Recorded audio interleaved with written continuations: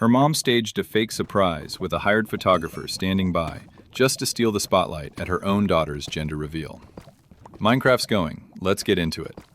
I'm 27, currently pregnant with my second child, and this whole thing goes back to my first pregnancy, to a gender reveal that I never actually wanted in the first place.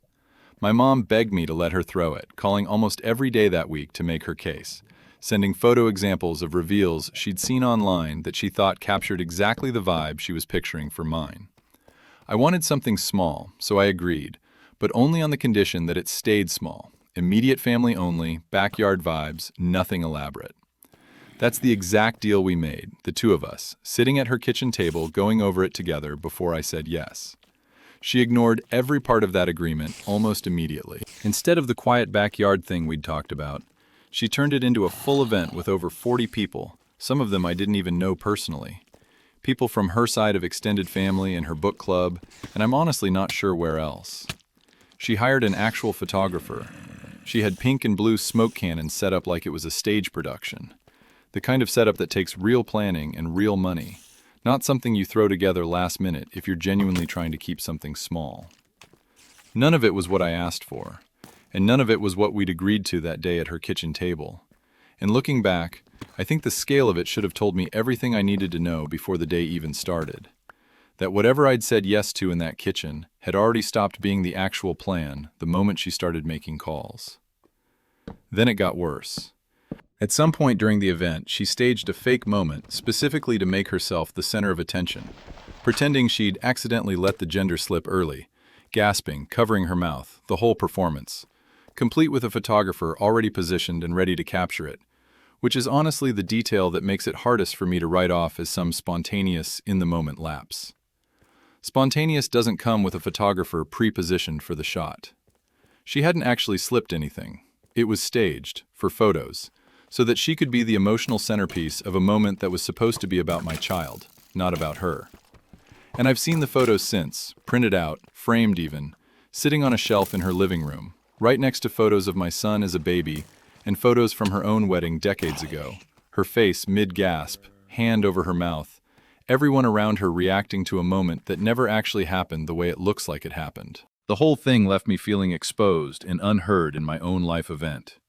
It was stressful, and honestly, it was humiliating, standing there watching 40 strangers and half-strangers photograph my mother performing surprise over information she already had, at what was supposed to be an intimate moment for my husband and me. I remember standing off to the side for a good chunk of that afternoon, technically the guest of honor at my own event, watching people cluster around her instead, congratulating her, hugging her, while I stood there with my husband holding a cup of pink lemonade someone had handed me, feeling like an extra in my own announcement. I didn't say anything that day. I smiled through it, took the photos I was asked to take, thanked people for coming, and cried in the car on the way home instead, which in hindsight probably should have told me something about how much smaller I was going to make my second announcement, long before I actually got pregnant again. Now I'm expecting my second child, and I decided, early on, well before I'd even told most of the family the news at all, that I wasn't doing that again. There wasn't a single moment where I sat down and consciously made the decision, more like a slow, steady certainty that built up over the 2 years between pregnancies every time I thought back to that afternoon. Every time I saw one of those framed photos on her shelf and felt something tighten in my chest instead of anything close to nostalgia. I told everyone, including her, directly, that we're not doing a reveal this time. Just a quiet announcement later, on our own terms, whenever we're ready to share it. No event, no guest list, no photographer, nothing that could be hijacked the same way the first one was. My mom lost it. She said I was depriving my family, that I was punishing her for being excited, as though setting a boundary after exactly one violated agreement was somehow an act of cruelty aimed specifically at her. She brought up how much she'd loved planning the first one, how it was one of the happiest days of her life, as though her own happiness and an event she'd hijacked was somehow evidence that hijacking it had been fine, that the ends had justified whatever means she'd used to get there. She told my husband, separately, that I was being cruel and hormonal, which is a special kind of insulting, going around me to my own spouse to relitigate a decision I'd already made clearly, as though he might be some softer, more reasonable version of me she could actually reach if she just found the right angle. Then she started posting vague things online, the kind of posts designed to be read by everyone in the family without technically naming names. The sort of thing you can point to later and say, I never said who I was talking about, if anyone actually calls you out on it directly. Things like, quote, some people don't want their babies loved, aimed squarely at me without ever using my name, letting everyone else in the family fill in the blank themselves, which they did almost immediately based on the number of concerned texts I started getting from aunts and cousins asking if everything was okay between us. With all of that tension building, other relatives have started weighing in too, mostly on her side, telling me I need to be the bigger person, that I should let her have this, that pregnancy hormones are making me overly sensitive to what is, in their framing, just an overexcited grandmother who loves her family maybe a little too enthusiastically. Nobody in that chorus of relatives seems especially interested in the actual sequence of events, the agreement, the violation of it, the staged moment, the photographer positioned in advance. They've mostly just absorbed my mom's version, the shorthand version where I'm hormonal and she's excited, and run with whatever's easiest to repeat at the next family dinner. I'm asking whether I'm wrong for refusing to let her throw another reveal, and for going low contact with her until the baby is actually here.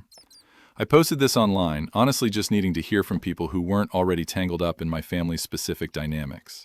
People who could look at the sequence of events with fresh eyes, instead of decades of family history clouding the picture. And the response was overwhelmingly on my side, though not without some real disagreement about how far to take it. A lot of commenters focused specifically on the fact that this wasn't a case of a first-time offense getting an overly harsh response. This was a second event being planned after a first one that had already gone completely off the rails, with a mother who'd already proven, in the most literal sense possible, that she couldn't be trusted to honor a stated boundary even after agreeing to it out loud, at her own kitchen table, looking her own daughter in the eye while she said yes to something she apparently never intended to actually deliver on. One especially popular comment laid out a specific approach, telling me my final answer should simply be no, and that if she brought it up again after that, going no contact until the baby arrived was a completely reasonable response, with her being the very last person to find out once the baby was actually born, as a direct consequence of continuing to push after being told no clearly and repeatedly. Not everyone landed in exactly the same place, though, and I want to be fair about that. A meaningful number of people suggested a softer approach instead, encouraging me to sit down with her directly, ideally in person, and explain that I understand she's excited, that I know all she really wants, underneath everything else, is to celebrate this baby the way she celebrated the first one, but that her specific behavior, the smoke cannons, the staged reveal, the vague posts, is what's actually pushing me away, not the pregnancy itself, not some hormonal overreaction, her actual choices. A few of those same commenters pointed out that grief and excitement can look a lot alike from the outside, that some grandmothers go a little overboard specifically because they're afraid of being sidelined or forgotten once a baby arrives and attention naturally shifts elsewhere, and that addressing that underlying fear directly, if it's actually there, might accomplish more than a hard boundary ever could on its own. I've sat with both of those responses since posting, the firm cut it off entirely camp and the sit down and explain camp, and honestly, some days I lean toward one and some days toward the other. What I keep coming back to, though, is that I already did the sit down and explain conversation once, years ago, before the first reveal ever happened. We sat at her kitchen table, I told her exactly what I wanted. Small, quiet, immediate family only. She agreed to those terms, out loud, in that kitchen, looking me in the eye. And then she did the complete opposite the moment she had an audience and a camera in front of her. My dad has mostly stayed out of the actual conflict, which is its own kind of statement, honestly, from a man who's never been shy about weighing in on family disagreements when he actually disagrees with someone, who usually has an opinion ready before anyone even asks for one. He hasn't defended her publicly, hasn't sent me any version of the "be the bigger person" message that seems to be circulating through the rest of the family. And when I asked him directly what he thought, sitting across from him at a coffee shop while my mom thought I was just running errands that afternoon, he said, carefully, that he loves my mom, but that he's watched her do some version of this for decades. Take something that was supposed to be about someone else and quietly make it about her, and that he doesn't think either of us should expect that pattern to change just because a new baby is involved. It wasn't exactly the full-throated support I might have wanted from him, but it also wasn't a defense of her behavior, and given how much of the extended family has landed firmly on her side, his neutral, honest acknowledgement of the pattern meant more to me than I expected it to. My relationship with her right now exists almost entirely through my husband and through a handful of carefully worded texts about logistics, when appointments are, how the pregnancy is going, in the most general possible terms. Nothing that opens the door to another conversation about the reveal or the posts or any of it. It's a strange, hollowed-out version of what used to be a daily phone call kind of relationship. And I won't pretend that shrinking it down like this doesn't come with its own kind of grief attached, separate from the anger. She was, for most of my life before all of this, a genuinely present and involved mother. Showed up to everything, remembered everything, called constantly just to talk about nothing in particular. The kind of mom who knew my coffee order and my kid's favorite cartoon and every small detail in between without ever having to be told twice. Losing access to that version of her, even temporarily, even as a direct consequence of her own choices, isn't something I found a way to feel simple about. And I don't think I'm supposed to feel simple about it either, given how many good years came before this specific pattern started actually costing me something. Thinking back further, this actually isn't the first time something like this has happened. Just the first time it's happened at something this significant to me personally. My wedding, years earlier, had a similar shape to it in miniature. A small disagreement over the guest list that somehow, by the actual day, had ballooned into twice the number of people we'd originally planned for. Most of the additions coming from her side, invited without ever really asking me first. Framed afterward as, well, I couldn't just not invite them. What would people think? I remember standing in the reception hall doorway before anyone arrived, watching the extra tables get set up that we hadn't budgeted for, doing quiet math in my head about a bill that was about to be a lot bigger than the one we'd agreed to with the venue. At the time, I let it go, chalked it up to her being sentimental about family, and didn't connect it to anything larger. Looking back now, with the gender reveal sitting right next to it in my memory, it's hard not to see it as part of the same pattern, an inability, or maybe an unwillingness, to actually hold a boundary once she's decided her version of an event would simply be better than the one that was actually agreed to. That's the part that makes the softer approach feel less appealing to me than it might otherwise. This isn't a case where she simply didn't understand what I wanted the first time. She understood perfectly. She agreed to it specifically and clearly. She just decided, once the actual day arrived, that what she wanted mattered more than what she'd promised. And I don't know what a second conversation accomplishes that the first one didn't already cover in detail. My husband has been quietly supportive through most of this, though he's admitted the phone call where my mom called me cruel and hormonal, directed at him specifically, put him in an uncomfortable spot he wasn't expecting to be in, caught completely off guard by his mother-in-law calling to essentially lobby him for a different outcome behind my back. He told her, in that same call, standing in our kitchen with the phone on speaker while I listened from the next room, that he'd witnessed the entire first event firsthand, the smoke cannons, the staged gasp, all of it, standing right next to me the whole time, and that from where he was standing, none of what I was doing this time around looked unreasonable at all. That if anything, he was surprised I was willing to consider a quiet announcement at all, rather than skipping any kind of family gathering entirely. I don't think that conversation changed her mind about anything, but I appreciated that he didn't just stay quiet and let the accusations sit there unanswered.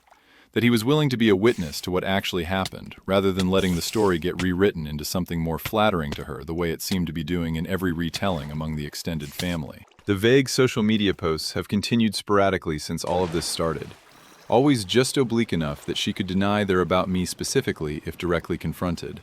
Always just clear enough that everyone in the family who's paying attention knows exactly who they're about.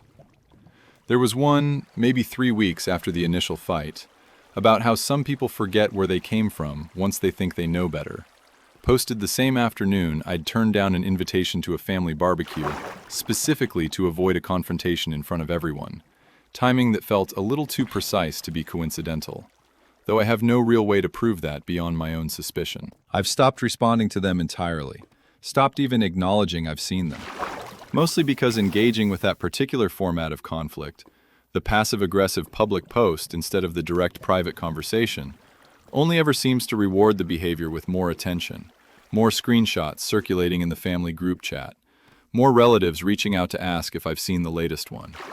I know how much emotional weight that first experience carried for me, the exposure of it, the feeling of watching my own moment get quietly rewritten into someone else's spotlight in real time, while I stood there smiling because what else was I supposed to do at my own party, surrounded by people I'd have to keep seeing at every family event for years afterward. I'm not willing to go through a second version of that while also managing a newborn, sleep deprivation, recovery, and everything else that comes with a second baby.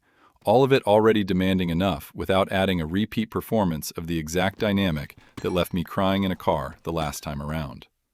If protecting that means distance right now, then that's what it means, even with relatives telling me I should be the bigger person about something I already compromised on once and had that compromise ignored completely. Even with the vague posts continuing to circulate through a family group chat I've mostly stopped checking. My first child is old enough now to notice some of this, at least the surface level of it. The fact that grandma isn't coming around as much, the shorter, more distracted phone calls when she does call. The way birthday cards this year came in the mail instead of being delivered in person with the usual fuss and extra presents she always used to bring along uninvited. I've tried to keep the actual reasons age-appropriate and vague, something about grown-up disagreements that aren't anyone's fault. But I know that's not a strategy with an unlimited shelf life, that eventually the questions are going to get sharper and harder to redirect with a general answer like that. Part of what's motivating me to hold this boundary now, honestly, is wanting to model for my own kid, even at this young an age, that a no means something, that agreements matter, that you don't get to renegotiate a promise after the fact just because you personally would have preferred a different outcome once the moment actually arrived. I think about what it's going to look like once the baby actually arrives, too. Whether this current standoff resolves itself naturally once there's an actual newborn in the picture, and the abstract argument about hypothetical parties gets replaced by the much more immediate question of hospital visits and who gets called first.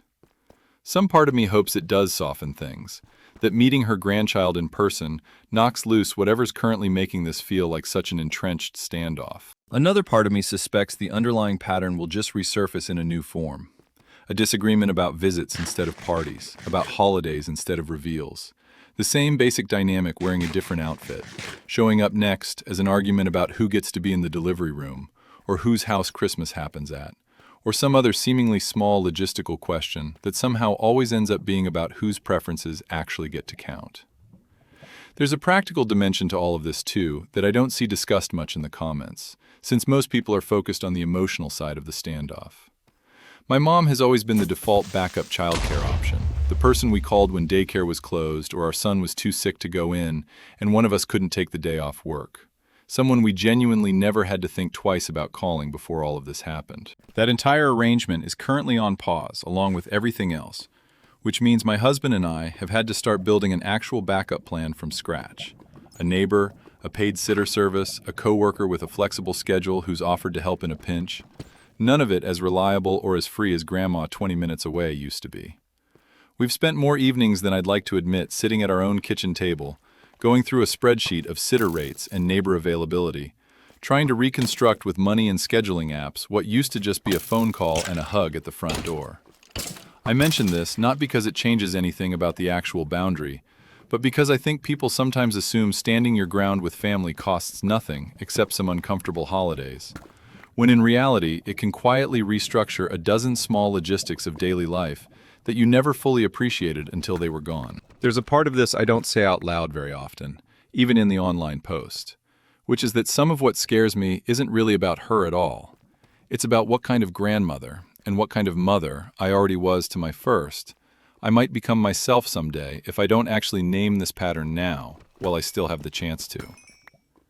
Watching her insist that her own excitement justified overriding my stated wishes made me think, uncomfortably, about the ways I might do the exact same thing to my own kids decades from now, if I don't consciously decide, right now, while it's still fresh and specific and painful enough to actually learn something from, that their boundaries get to mean something, even when honoring them disappoints me personally. That's probably the real reason the softer approach, sit down and explain it gently, hasn't fully won me over yet, because I already tried the gentle version once, in a kitchen, years ago, and it produced exactly nothing except a bigger, louder version of the thing I specifically asked her not to do.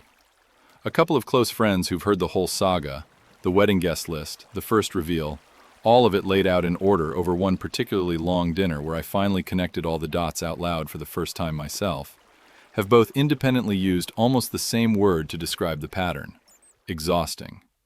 Not because any single incident is enormous on its own, but because of how consistently it repeats a promise, a violation, an emotional counterattack when called out, relatives recruited to apply pressure, and then eventually a kind of uneasy quiet until the next event provides a new opportunity for the whole cycle to start over again from the beginning. For now, I'm standing my ground. No second reveal, no performance, no smoke cannons, no staged gasps for a camera. Just a quiet announcement, on our terms, whenever we're ready, and whatever distance from my mom it takes to get there, without repeating the exact same experience twice. That's the story for today. A first reveal that turned into someone else's spotlight. A second pregnancy where the boundary got set before the party ever had a chance to happen. A mother posting vague accusations instead of having a direct conversation. A father staying carefully neutral in a way that somehow said more than picking a side ever could have. And a family split down the middle over whether protecting your own peace during pregnancy counts as cruelty or just something closer to common sense. Thanks for watching. Subscribe if you want more of these, and I will see you next time.